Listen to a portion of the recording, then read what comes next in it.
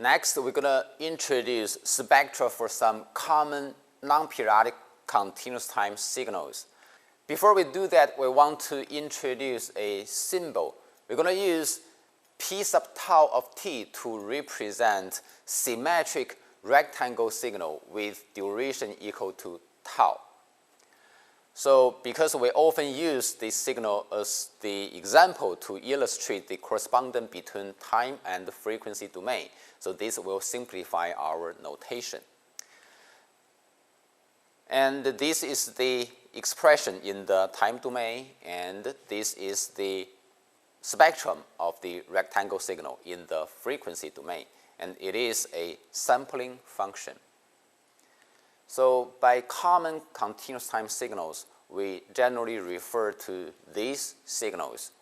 And we're going to start from the first signal, unit impulse signal, delta of t. So we're going to use the definition to figure out the spectrum of delta t. We plug in the definition of delta t into the definition of Fourier transform, and here comes its results, which is equal to a DC components 1. So here is the waveform of the spectrum in the frequency domain. For convenience, let's take a look at the inverse Fourier transform. And by definition, we know that this is the inverse Fourier transform of constant 1. So we know this integral will be equal to delta t. We're going to use this later on. The second common signal is DC component x of t equal to 1. And based on the definition, this will be replaced by 1. We reach this definition. From the previous slides, we know that using the inverse Fourier transform of delta t, this equation is valid. Here we have a negative one. We can use the delta t's evenness. This is satisfied so that delta t is also equal to this integral. And based on this derivation, we understand the integral of the imaginary exponential signal is equal to 2 pi times delta omega. So that is the spectrum of DC components, and here is the graphic representation in the frequency domain. The third one is sine signal. So here is the definition of sine signal. If we want to calculate the spectrum from the definition of Fourier transform, it will be extremely hard. So what we can do is we find an intermediate signal, the sine signal times a bilateral decaying exponential signal. And now we can use the definition to calculate the spectrum of this intermediate signal. Here is the result. And if we taking the limit, the sigma approaching to 0, then this signal will degenerate to the signal, to the sine signal. And the results of these two terms will be equal to 2 over j omega. Therefore, we figure out the spectrum of the sine signal is equal to 2 pi, is equal to 2 over j omega. And here are the amplitude and the phase spectra of this signal. The next one is unit step signal. Pay attention to this signal. It does not satisfy the first direct condition, so we cannot use the definition to get the spectrum. But what we can do is we can take the advantage of sine signal. So the unit step function is equal to 1 DC components plus the sine function and divided by 2. Therefore, this spectrum actually is the combination of these two signals spectra. And here is the result. So that is the spectrum of unit step function. And these are the amplitude and phase spectrum. The next one is imaginary exponential signal e to j omega sub non t.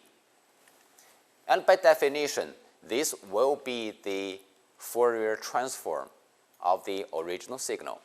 We already get the inverse Fourier transform, so we can figure it out that the spectrum of that signal is equal to 2 pi times delta of omega minus omega sub non. So it's a frequency shifted version of the DC components. And here is the graphic representation of the spectrum. The next one will be cosine signal, cosine of omega sub non times t. And that signal can be broken into two parts using Euler equation, and we know the spectrum of the pure imaginary exponential signal. So the spectrum will be combination of two frequency shifted delta function. So here is the graphic representation of the spectrum of cosine function. Using the same logic, we can also figure out the spectrum of sine functions. The spectrum will be something like that. The next one is a general form. How can we calculate the Fourier transform of any periodic signal? Because we know for any periodic signals, if the Fourier series exists, then the original signal can be broken into this equation, summation of infinite number of imaginary exponential signals. Now, if we take Fourier transform on both sides of the equation, and we use capital X of j omega to represent the Fourier transform of this periodic signal, then it will be equal to the Fourier transform of the summation on the right side of the equation. Because we know that C sub n is a function of n times omega sub non, it has nothing related to time t. So this one is a constant, can be moved outside the Fourier transform, so that we can move the Fourier transform inside the summation to get expression like this.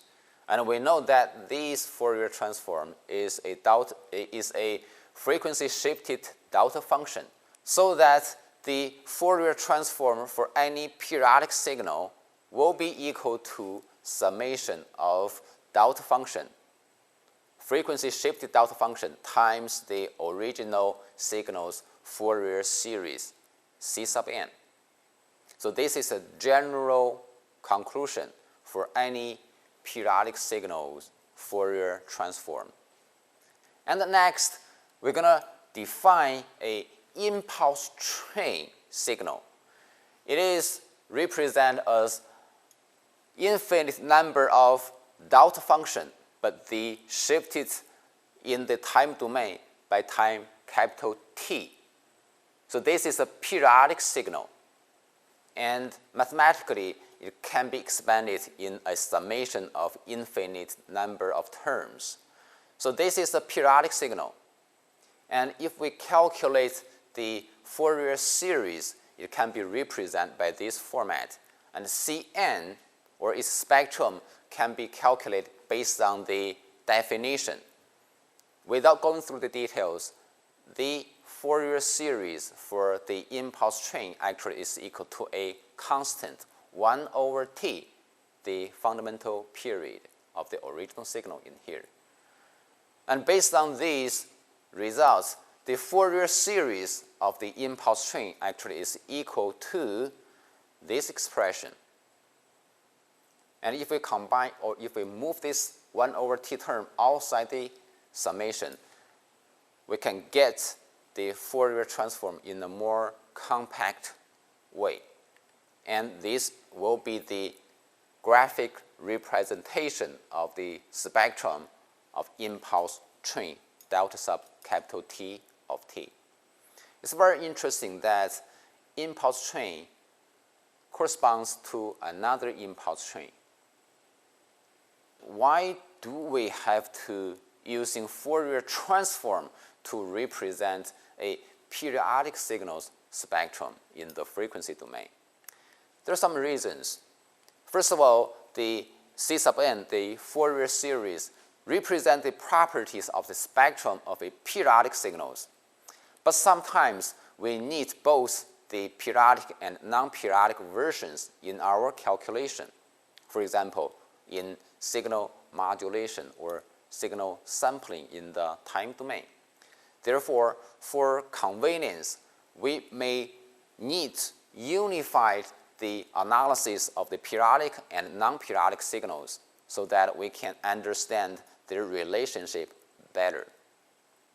For a periodic continuous time signal, tilde x of t, the spectrum is spectral line, C sub n. But if we define the Fourier transform for the periodic signals, then we have capital X of j omega. These two, in most cases, we do not tell the difference, but they are different. So this one is more or less like a spectral mass, while this one is more or less like spectral density. So although they are different, but in our course, we try to use them exchangeably.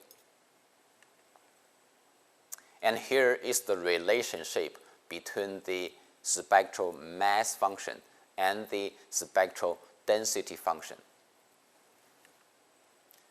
Thank you.